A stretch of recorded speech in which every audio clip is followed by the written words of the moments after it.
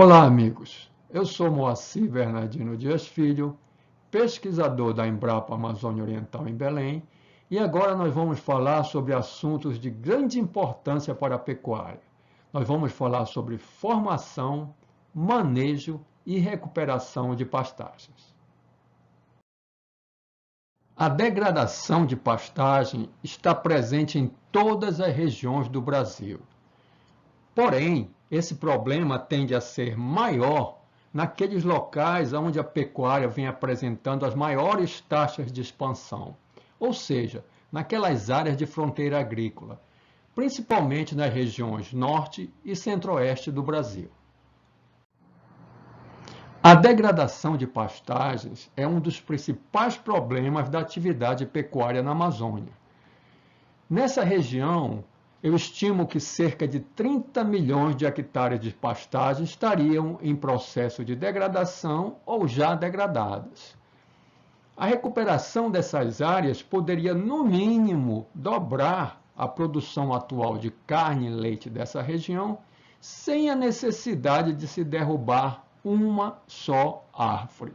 Ou seja, só melhorando a produtividade dessas áreas que hoje já estão abertas, porém, estão com baixa produtividade ou subutilizadas, já seria suficiente para você praticamente dobrar ou até mais a produção de carne e leite da região. Portanto, não há necessidade mais de se abrir áreas novas de pastagem.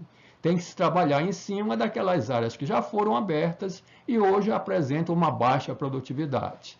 E a tecnologia para isso existe, e é o que nós vamos ver a seguir. Eu divido a degradação de pastagens em dois tipos principais: a degradação agrícola e a degradação biológica. Na degradação agrícola, o que existe é uma mudança na composição botânica da pastagem, ou seja, menos capim e mais plantas daninhas. Na degradação biológica, existe uma drástica diminuição na biomassa vegetal, quer dizer, já partimos com uma degradação do solo. Esta figura aqui tenta exemplificar um pouco esse conceito. Quer dizer, por um lado você tem a degradação agrícola, onde abundam as plantas daninhas e poucas plantas forrageiras, e na degradação biológica existe uma grande diminuição de biomassa vegetal de um modo geral. Então, a degradação de pastagem se situa entre esses dois extremos, degradação agrícola e degradação biológica. Para nós visualizarmos melhor o que eu estou querendo dizer por degradação agrícola e degradação biológica, essas fotos a seguir dão essa ideia melhor para você. Isso seria uma área sobre degradação agrícola. Você vê que há uma abundância de plantas daninhas e praticamente não se consegue ver mais o capim, as plantas forrageiras de um modo geral. Por outro lado, na degradação biológica, existe um aumento grande das áreas de solo descoberto, ou seja, já começa a haver problemas de erosão, etc. Então, na degradação biológica existe, na realidade, uma degradação do solo da pastagem. Portanto, esse tipo de degradação ela é muito mais drástica, vamos dizer assim. De um modo geral, regiões de bioma Amazônia, por exemplo, predominam a degradação agrícola, enquanto naqueles locais do bioma cerrado, predomina a degradação biológica. Claro que existem vários gradientes entre esses dois extremos, mas, de um modo geral, a degradação agrícola predomina na região amazônica e a degradação biológica predomina no bioma cerrado. Quer dizer, é um tipo de degradação bem mais drástico, porque já envolve a degradação do próprio solo. Para que se melhor entenda sobre o fenômeno da degradação de pastagens, é importante que a gente entenda também quais são as causas de degradação de pastagens. Então, a seguir, nós vamos tentar enumerar cada uma dessas possíveis causas de degradação de pastagens. Uma causa muito importante de degradação de pastagens são aquelas práticas inadequadas de manejo do pastejo, ou seja, o uso de taxas de lotação ou períodos de descansos que não levam em conta o ritmo de crescimento da pastagem. Quer dizer, essa é uma causa importantíssima praticamente em todas as regiões do Brasil seria uma das principais causas de degradação. É quando o produtor, vamos dizer, não respeita o ritmo de crescimento do capim e acaba abusando na carga animal, colocando mais animais do que a pastagem pode suportar. E isso, então, é uma causa bem comum de degradação de pastagens. Outra causa importante de degradação de pastagem são aquelas práticas inadequadas de manejo da pastagem. Eu trago como exemplo aqui o uso excessivo do fogo. Hoje já não é tão mais comum que os produtores usam fogo como uma estratégia, uma ferramenta de manejo. Porém, ainda existe produtores que usam fogo como uma forma de controle de daninhas e outras formas de controlar o excesso de capim passado e outras atividades que levam ao uso do fogo. O uso do fogo tem um efeito muito deletério na fertilidade do solo. Então, o uso excessivo dessa prática, principalmente quando ela é contínua, vamos dizer assim, ano a ano, leva a pastagem à degradação. Ainda dentro daquele conceito de práticas inadequadas de manejo da pastagem, uma causa importante de degradação é a ausência de reposição de fertilidade do solo. Ou seja, quando a pastagem não é tratada como uma cultura agrícola, quando não há aquele cuidado em repor a fertilidade perdida do solo na pastagem. Então, a pastagem tem que ser tratada como uma cultura agrícola através de periodicidade na sua adubação e na reposição daqueles nutrientes que são mais carentes. Então, a ausência disso é uma causa de degradação de pastagem. Outra causa importante de degradação de pastagem são as falhas na formação da pastagem. Por exemplo, preparo inadequado da área. Então, quando há um preparo inadequado da área, geralmente a pastagem não forma adequadamente e isso pode levar à sua degradação. Ainda dentro dessas falhas na formação da pastagem como causa de degradação, a época inadequada de semeadura. Pode existir momentos em que a semeadura é feita em épocas inadequadas, às vezes por uma questão até climática, de veranícolas, etc., que isso leva a falhas na formação e acaba com que a pastagem vá a degradar. Ainda dentro daquelas falhas na formação de pastagem, uma causa importantíssima de degradação é a baixa qualidade das sementes. Ou seja, às vezes o produtor faz tudo certinho, forma a pastagem bem formada, faz todo o dever de casa, vamos dizer assim, mas na hora de escolher a semente, na hora de comprar a semente, acaba querendo economizar naquele item que é um dos mais baratos na formação da pastagem, né? E comprando aquela semente pirata, aquela semente de baixa qualidade. E isso, claro, tem um efeito sério, tem um efeito deletério na formação da pastagem. Então, o uso de sementes de baixa qualidade é uma causa importante de degradação de pastagens. Outra causa importante de degradação de pastagem são pragas de pastagem, né? E no Brasil inteiro, de um modo geral, a praga mais importante de pastagem, sem dúvida, é a cigarrinha das pastagens. Ela causa problema em pastagens praticamente no Brasil todo, né?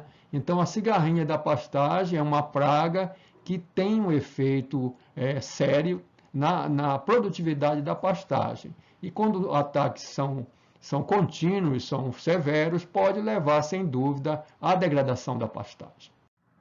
Outra causa importante de degradação de pastagem são o ataque de lagartas, né? No caso aqui nós temos a Spodoptera fugiperda, a lagarta militar, aqui nós temos o adulto, né, a mariposa dessa lagarta, e aqui a lagarta propriamente dita, que se alimentando de uma folha de gramínea.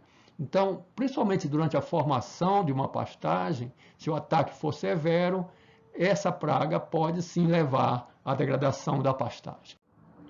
Outra praga importante de pastagens que pode ser causa de degradação é a Mossis latípeus, né? A medipalmo, a lagarta medipalmo. Aqui nós temos o adulto, aqui nós temos a lagarta propriamente dita se alimentando de uma folha de gramínea. Então, em formação de pastagens, como eu mencionei para a lagarta militar, a médio-palmo também é uma praga importantíssima que pode sim levar à degradação se não for eficientemente controlada. Outro problema muito importante de degradação de pastagem é a síndrome da morte do braquiarão. Esse problema ocorre somente na região amazônica, na região norte. Então, é o ataque de fungos, né? Principalmente em áreas que têm uma drenagem deficiente, em capins do gênero Braquiária, mas também ataca capins do gênero Pânico, né? Alguns deles também sofrem com essa síndrome, né? O capim morre, né, e não recupera mais. Então, inicialmente esse problema foi detectado no braquiarão, na Braquiária brisanta cultivar marandu, daí porque esse nome, síndrome da morte do braquiarão, mas outros capins também se mostraram depois suscetíveis a esse problema. Como eu mencionei, ele basicamente ocorre naqueles locais onde a drenagem do solo é um pouco dificultosa, né? E somente foi observado até o momento na Amazônia. Então, é um problema que o produtor e o técnico têm que ficar atentos para ver quais são aquelas áreas que são suscetíveis a esse problema e plantar apenas aqueles capins mais tolerantes. Bom, agora nós vamos começar a ver com algum detalhe algumas daquelas causas que eu mencionei há pouco sobre causas de degradação da pastagem. A gente vai começar falando sobre o manejo do pastejo, né? Que é a forma com que se permite aos animais terem acesso ao pasto. É o controle do número de animais e tempo de pastejo, quer dizer, aquele descanso da pastagem. Então, o manejo do pastejo é a forma com que o produtor permite aos animais terem acesso ao pasto. Então, é importantíssimo que haja um controle eficaz do manejo do pastejo para evitar que a pastagem degrade. Bom, então vamos tentar ver alguns conceitos de manejo do pastejo. Primeiro é importante que a gente lembre que cada capim tem uma altura ideal de pastejo. Quer dizer, hoje nós temos um leque de opções de capins e cada um deles realmente tem uma altura diferenciada para pastejo, uma altura ideal para esse capim ser pastejado. As taxas de lotação, o período de descanso, devem ser variáveis e não fixos, né? Quer dizer, não se maneja a pastagem por calendário, né? Se maneja a pastagem pelo olho. Você está olhando, você vê o quanto o capim cresceu, se tem uma falta de chuva, tem um excesso de chuva, o capim cresce mais, o capim cresce menos. Isso que vai determinar a hora de entrada do animal, a hora de saída do animal e aquela altura, dentro daquela altura ideal para cada tipo de capim. Então, as taxas de lotação têm que ser calculadas em cima da pastagem, em cima da quantidade de massa que a pastagem oferece, a quantidade de forragem. E os períodos de descanso, reafirmo, eles não podem ser fixos, né? Você não pode determinar períodos fixos. Eles têm que ter uma certa variabilidade que vai depender, como eu falei, das condições de solo e das próprias condições climáticas daquele ambiente. E o que comanda isso é o ritmo de crescimento do pasto, né?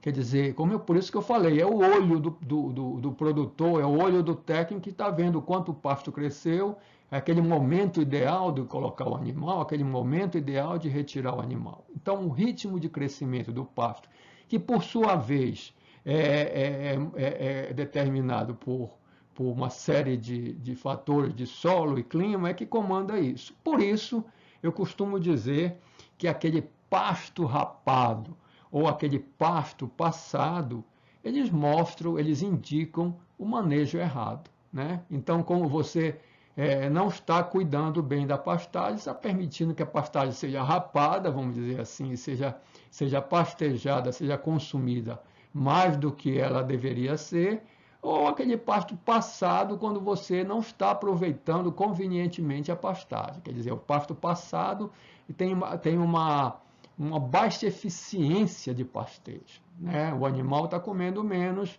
do que o pasto está produzindo. Então, tanto um extremo, que é o pasto rapado, quanto o outro extremo, o pasto passado, indicam manejo errado da pastagem. Falamos sobre manejo do pastejo, agora vamos falar sobre manejo da fertilidade do solo. Bom, em uma pecuária profissional, o pasto tem que ser tratado como uma cultura agrícola, né? O pasto tem que ser visto como aquela cultura que necessita de uma boa fertilidade de solo, que necessita de um bom manejo do solo para poder prosperar, para poder oferecer aquele alimento que se transformará em carne, se transformará em leite. Portanto, deve-se maximizar a ciclagem de nutrientes na pastagem. Como isso pode ser feito? Existem diversas maneiras. Uma das mais importantes é aumentar a eficiência de pastejo, né? Permitir que o animal consuma aquele pasto que está crescendo de uma forma adequada. E outra coisa que se deve fazer naquele manejo do pastejo para evitar degradação é minimizar as perdas de nutrientes e do próprio solo, por exemplo, por meio de erosão, né? Lixiviação são formas importantes de perda de nutrientes numa pastagem. Isso se consegue mantendo-se uma boa cobertura vegetal da pastagem, evitando aquelas áreas de solo descoberto, né? Então, com isso, você minimiza a perda de nutrientes desse solo. E outra coisa, tem que se priorizar, né, a reposição desses nutrientes, por meio de adubação ou de formas de manejo que aumentem a deposição da matéria orgânica nesse solo. Então, a priorização da reposição de nutrientes é uma forma eficiente de manejo da fertilidade do solo, evitando-se assim a degradação da pastagem.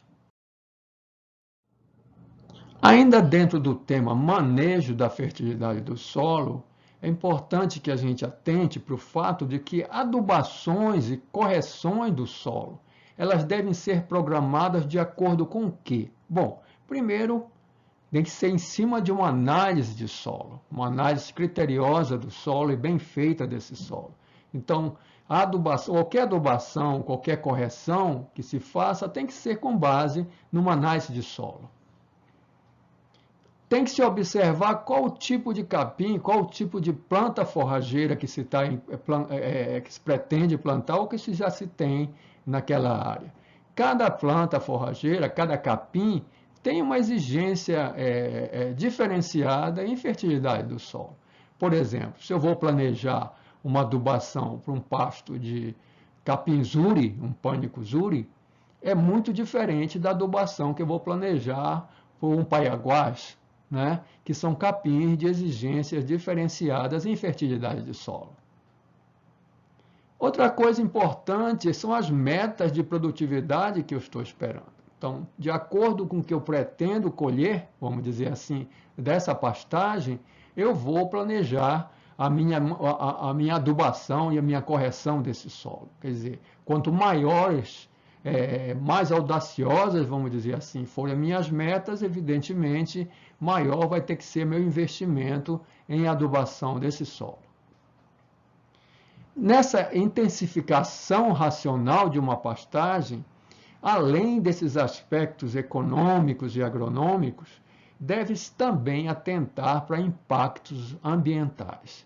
Quer dizer, o uso de determinados adubos, todos eles praticamente têm algum impacto ambiental. Então, é importante que o produtor avalie a necessidade de adubação dentro desse critério, né? Além do critério econômico, além do critério agronômico, tem que se observar o critério ambiental, para evitar justamente poluição, contaminação de cursos d'água e coisas afins.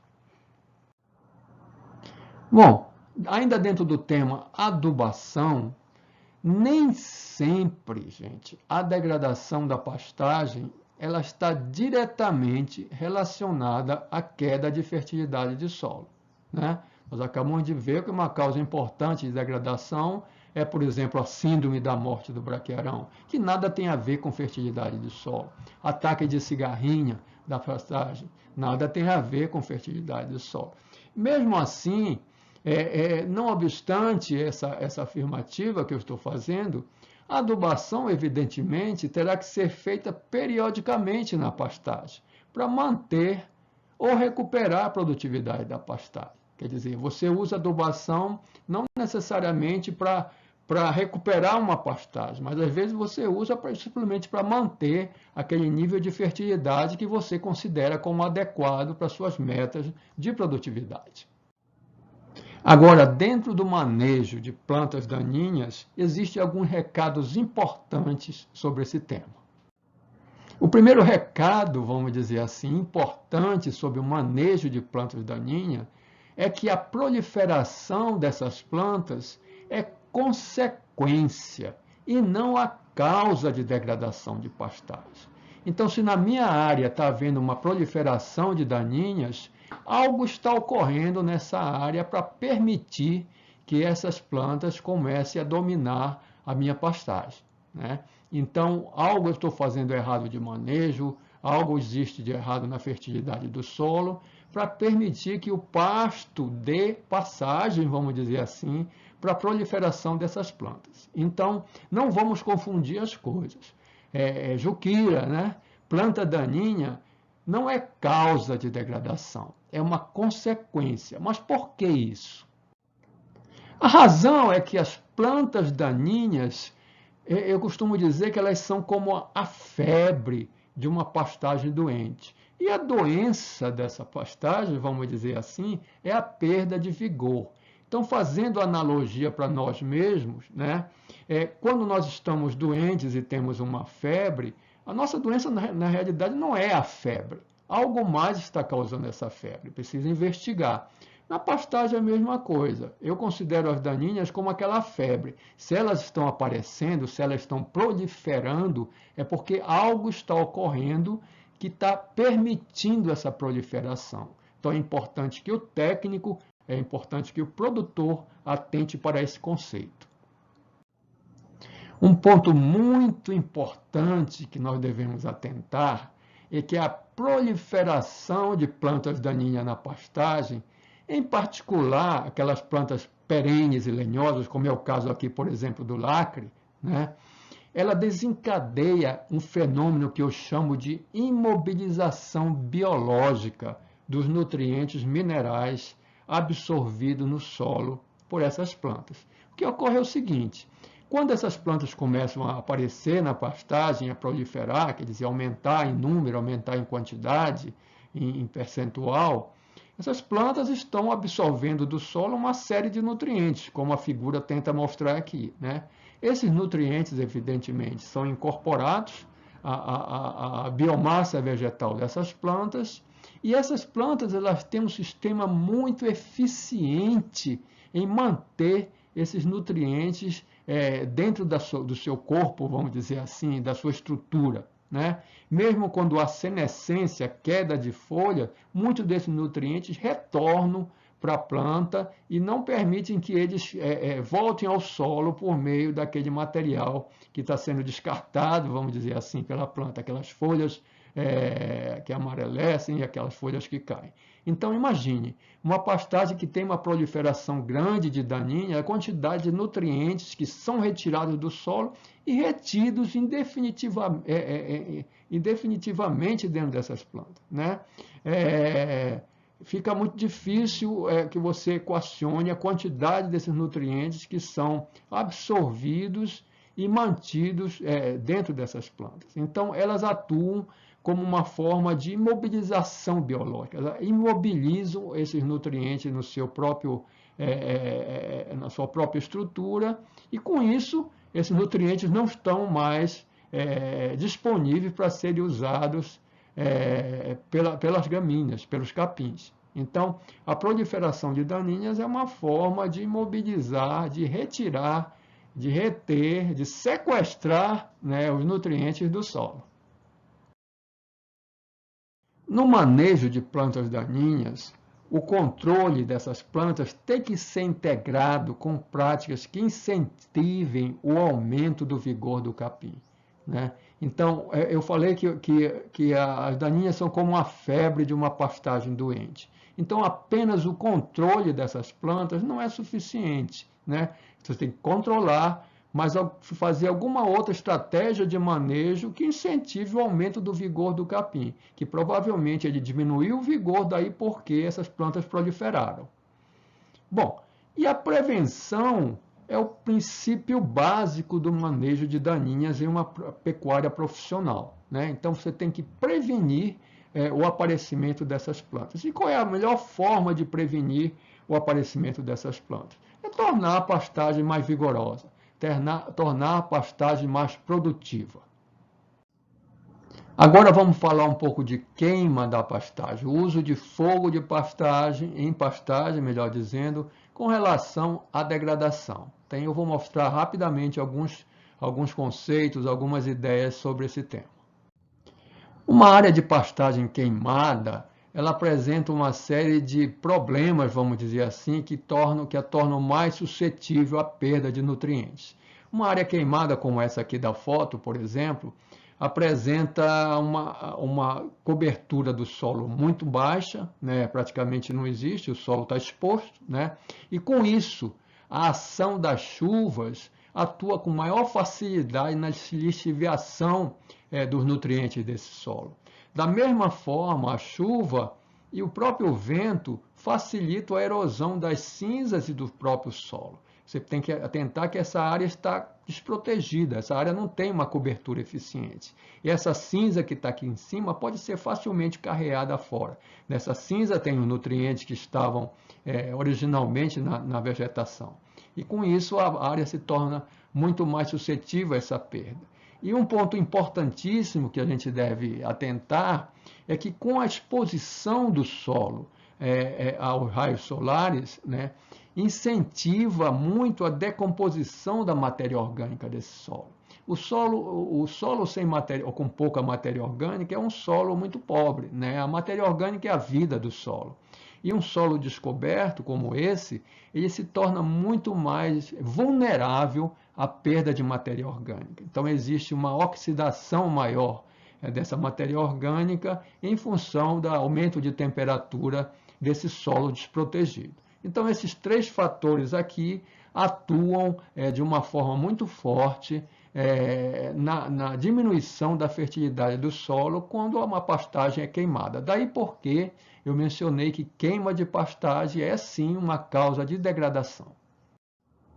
Portanto, gente, se uma pastagem é queimada, existem aquelas queimas acidentais ou mesmo criminosas, que o produtor não queria, evidentemente, queimar a área, mas ela foi queimada de uma forma criminosa ou acidental. Então, o que é que ele deve fazer? O que é que o técnico deve recomendar ao produtor se uma pastagem foi queimada? Bom, essa área tem que ser protegida contra o pisoteio e o pastejo prematuros. Quer dizer, qual é o objetivo disso? É permitir que rapidamente a vegetação recubra essa área. Com isso, evite aqueles problemas que nós acabamos de ver no slide anterior. Perda de nutrientes do solo, perda de matéria orgânica. Então, se a área foi queimada, proteja essa área, permita que o capim volte rapidamente e não permita que ela seja logo pastejada pelos animais, para dar tempo do capim se recuperar e, com isso, o solo ser convenientemente coberto por vegetação. Bom, agora nós vamos falar sobre um assunto de grande importância. Nós vamos falar sobre formação de pastagens. Dentro do tema formação de pastagem, evidentemente, semeadura é o tema mais importante, né? E nesse ponto, a qualidade das sementes, geralmente dada pelo VC, e a taxa de semeadura é o que definem o sucesso da formação da pastagem, né? Então, você tendo uma qualidade de uma semente boa e uma taxa de semeadura adequada, evidentemente você tem garantido, em grande parte, o sucesso da formação da sua pastagem. Mas o que é o VC? Né? O VC é o valor cultural de um lote de sementes. E como é que a gente descobre, como é que se sabe qual é o VC de um lote de sementes? O VC é o percentual de sementes viáveis, ou seja, capazes de germinar, caso encontre condições favoráveis no solo. Né? E como isso é calculado lá na indústria, né, que quando te mando aquele lote de semente, já vem com VC% determinado. O VC%, o VC, é propriamente dito, ele é produto da seguinte cálculo. É o percentual de pureza, quer dizer, o quanto aqui nesse lote é realmente semente, não é palha, não é torrão, não é semente de um outro tipo de planta, planta daninha, etc. Portanto, percentual de pureza vezes o percentual de germinação, quer dizer, quanto dessa semente realmente vai germinar, pode germinar, melhor dizendo, dividido por 100. Então, o produto desse cálculo aqui, dessa fórmula, é o que dá o VC. Então, não fica difícil a gente concluir que quanto maior o VC, melhor é a semente. E quais são os passos para eu poder calcular a taxa de semeadura da minha área? Bom, primeiro eu tenho que conhecer o VC, conhecer o valor cultural do lote, né? E a gente já viu que é o percentual de sementes que podem germinar. Então, a primeira coisa que eu tenho que saber é o VC. A segunda coisa é o método de plantio. Eu vou plantar no sulco, eu vou plantar a lanço, então conhecer o VC e, em segundo lugar, o método de plantio que eu vou usar. E, em terceiro lugar, evidentemente, eu tenho que saber o tamanho da minha área para calcular a quantidade de semente que eu vou usar. Então, os 3 passos para eu poder calcular a taxa de semeadura, ou seja, quanto de semente eu vou jogar por hectare, é conhecer VC, o método de plantio e o tamanho da área. Sabendo isso, fica bem fácil calcular a quantidade adequada de semente para jogar na área. Existe uma fórmula muito simples para se calcular a taxa mínima de semeadura, ou seja, quantos quilogramas de semente eu vou usar por hectare.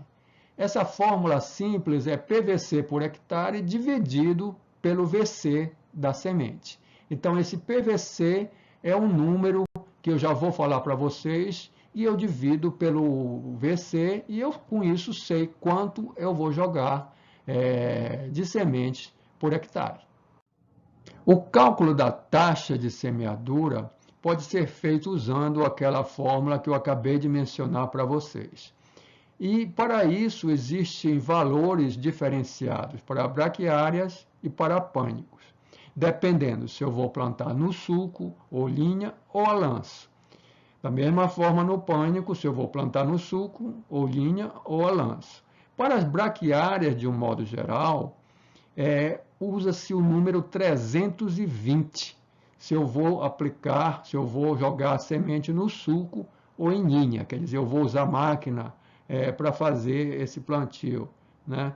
320 dividido pelo VC, você tem a quantidade de sementes por hectare em quilo que você vai usar nessa área. Ah, mas eu não vou plantar em sulco. Eu vou jogar com uma espalhadeira que eu tenho, ou manualmente, a lanço. Bom, aí muda. Aí já é 520 dividido por VC, usando braquiárias. Mas eu não vou plantar braquiária. Eu vou plantar um pânico, vou plantar o zuri, eu vou plantar o mombaça. Bom, aí nós temos outros números. Se o plantio é em sulco ou em linha, você usa 270 e divide pelo VC. Aí você vai ter o valor em quilogramas de semente por hectare. Se você for plantar a lanço, claro, esse valor aumenta, você vai ter 450 dividido por VC. Esses números são fixos, né? E vocês podem guardar esses números para usar no futuro, caso precisem fazer algum tipo de recomendação de plantio conhecendo o VC da semente, né? Para braquiárias e parapânicos.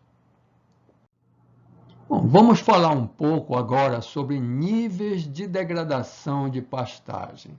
É importante que a gente entenda um pouco esse conceito, porque fica mais fácil entender o fenômeno da degradação de pastagens. Eu costumo dividir a degradação de pastagem em 4 níveis de produtividade, né? Aqui nós temos os 2 primeiros. No nível 1 é o que eu chamo de uma degradação leve, é o que mostra mais ou menos nessa foto aqui. Como é a degradação leve? As pastagens ainda estão produtivas, mas já começa a aparecer algumas áreas de solo descoberto ou invasão de plantas daninhas, né? A rebrota do capim após o pastejo começa a ficar lenta, né? E o mais importante de tudo é que a capacidade de suporte cai em torno de 20% em relação àquela pastagem não degradada. Quer dizer, eu uso a capacidade de suporte como o meu divisor, vamos dizer assim, de níveis, né? Quando ela cai em torno de 20%, a pastagem está no nível leve. O próximo nível eu chamo de moderado, nível de moderado de degradação, né?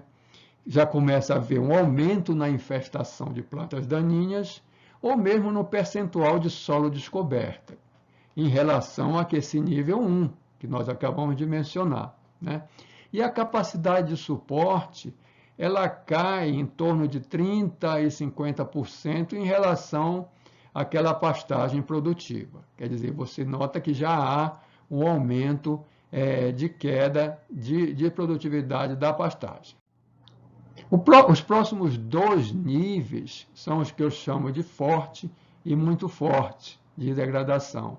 No nível 3, o nível forte, começa a haver um aumento excessivo na infestação de plantas daninhas. Já é aquela degradação agrícola que eu mencionei há pouco para vocês, né? Ou no percentual de solo descoberto, em relação àquele nível anterior, o nível 2, né?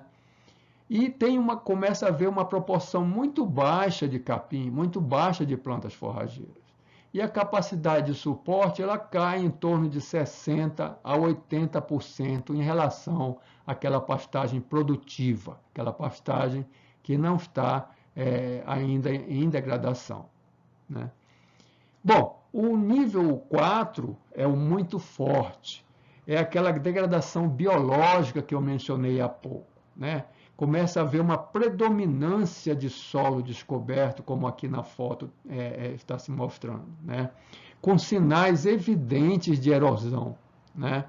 E existe uma proporção de forrageiras muito baixa ou praticamente não tem mais capim na área. E a capacidade de suporte, quer dizer, quantos animais aquela pastagem pode manter de uma forma adequada, sem causar prejuízo para os animais e para a pastagem, cai em torno, ou acima, melhor dizendo, de 80%. Então, já é um nível bem mais avançado de degradação. Nós temos aqui a degradação agrícola e aqui a degradação biológica no nível forte e muito forte, respectivamente. Dentro daqueles 4 níveis que eu acabo de mencionar, níveis de degradação, é possível a gente destacar 2 grandes grupos de pastagem, né? Aquelas pastagens que eu chamo em degradação, que são aquelas pastagens no nível 1 e 2, quer dizer, leve e moderada, elas estão em degradação. E as pastagens degradadas propriamente ditas, que são o nível 3, forte, e nível 4, muito forte de degradação. Quais estratégias de recuperação de pastagem eu posso usar?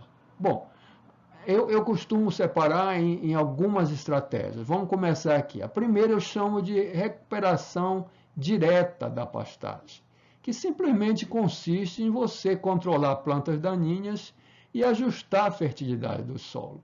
Quer dizer, você está apenas fazendo uma manutenção da sua pastagem. Você está tentando ajustar a fertilidade do solo, não deixar que a fertilidade do solo caia, né, muito, e controlar plantas daninhas. Então, é aquela recuperação direta, você está diretamente intervindo na produtividade da pastagem. Isso eu recomendo para aquelas pastagens que ainda estão no nível 1 e 2 de degradação, ou seja, para aquelas pastagens em degradação. Uma outra estratégia de recuperação mais drástica é a renovação, né? É quando você começa tudo de novo, como eu costumo dizer, você passa limpo tudo, recomeça novamente a pastagem. Quer dizer, além daquele controle de daninhas que eu acabo de mencionar para a recuperação direta e o ajuste de fertilidade de solo, existe também o replantio do capim, né? Então você está recomeçando, como eu falei, você está passando a limpo, você está fazendo vida nova, tudo de novo, né? O custo desse tipo dessa estratégia de recuperação, quer dizer, a renovação da pastagem, ela chega a ser até 3 vezes maior do que da recuperação direta que eu acabei de mencionar. Mas isso é claro, porque você está intervindo com maior, vamos dizer, força em cima da pastagem. E é claro que, por ser mais caro, você está intervindo naquelas situações dos níveis 3 e 4, ou seja, a pastagem já está degradada. Você lembra que eu mencionei níveis 1 e 2, pastagens em degradação, e níveis 3 e 4, forte, muito forte, são pastagens degradadas, degradação agrícola, degradação biológica. Daí porque o custo para você recuperar essa pastagem por meio da renovação, ele chega a ser 3 vezes maior do que o da recuperação direta. Quer dizer, quanto mais degradada está a pastagem, maior é o custo, evidentemente, para você reverter este processo. Outra estratégia de recuperação é o que eu chamo de recuperação ou renovação indireta. Como assim? Você usa estratégias indiretas, vamos dizer assim, para recuperar a pastagem. Quer dizer, a formação da pastagem ela é integrada com o plantio de lavoura, é o ILP, por exemplo, lavoura mais floresta, ILPF, ou apenas floresta, que é aquele sistema silvopastoril. Então, você está se valendo de artifícios indiretos para recuperar a pastagem. Daí porque eu chamo de recuperação ou renovação indireta da pastagem. O custo desse tipo de intervenção, ele chega a ser até 5 vezes maior do que o da recuperação direta, porque você está intervindo aí com outros artifícios. Você está usando lavoura, você está usando floresta, ou lavoura-floresta, evidentemente o custo é maior, né, do que uma simples recuperação direta. E a pastagem também, nesse caso, está degradada, porque isso é recomendado para os níveis 3 e 4 de degradação, para aqueles níveis forte e muito forte de degradação. Bom, pessoal, era isso que eu tinha a apresentar a vocês sobre esse tema. Eu gostaria de recomendar a leitura de algumas publicações, alguns livros, que para quem tem interesse de entender um pouco mais sobre esse assunto. Existem algumas publicações que podem ser baixadas gratuitamente no site da Embrapa, ou mesmo no meu site, diasfilho.com.br, que tratam de alguns dos assuntos que nós acabamos de mencionar. Por exemplo, essa publicação, essa cartilha, chama-se Soluções para Problemas Recorrentes em Pastagens no Pará. Ela trata de problemas da cigarrinha, de lagartas e da síndrome da morte do braquiarão. Então, eu recomendo a leitura para quem quer se interessar um pouco mais sobre esses assuntos. Pode ser baixada, como eu falei, gratuitamente. Outra publicação importante é essa sobre formação de pastagens, né? Esse comunicado técnico 235 da Embrapa, ele está disponível também para download gratuito e tem uma série de informações importantes como recuperar pastagens, né? Essa cartilha sobre degradação de pastagens, né, o que é e como evitar, ela é muito interessante para quem quer entender mais sobre o assunto de degradação, formas de recuperação e temas correlatos, né? Ela também está disponível para download gratuito, né? Existe uma publicação minha também, editada pela Embrapa, que trata especificamente sobre o controle do capim-capeta, dos poróbulos índicos, né? É controle de capim-capeta em pastagens no estado do Pará, né? Eu recomendo a leitura para quem tem interesse em controlar esse capim, que realmente é uma daninha muito séria em pastagens, né? Existem 2 livros sobre degradação. Um deles é Recuperação de Pastagens Degradadas na Amazônia, lançado pela Embrapa em 2019. Ele tem diversos capítulos de diversos temas, inclusive de controle de plantas daninhas, sobre a síndrome da morte do braquiarão, quer dizer, temas que nós falamos há pouco aqui na nossa apresentação. Então, se você está interessado nesses temas, no conceito de pastagens degradadas na Amazônia, eu recomendo a leitura desse livro. E o meu livro, que já está na 4ª edição, Degradação de Pastagens, Processos, Causas e Estratégias de Recuperação, também é uma boa opção de leitura para quem se interessa pelo tema degradação de pastagens. Eu fico à disposição de vocês, esse é meu e-mail, para contato, fiquem à vontade para entrar em contato, caso precise de alguma informação. Eu tenho um Instagram exclusivamente para assuntos ligados à pastagem, eu recomendo que vocês acessem para obter informações sobre esse assunto. A minha página, como eu mencionei, também tem diversas publicações online que podem ser baixadas se for do interesse de vocês. Mais uma vez eu agradeço a atenção e fico à disposição, e quem sabe aí nós vamos nos encontrar em breve, ok? Obrigado, tchau.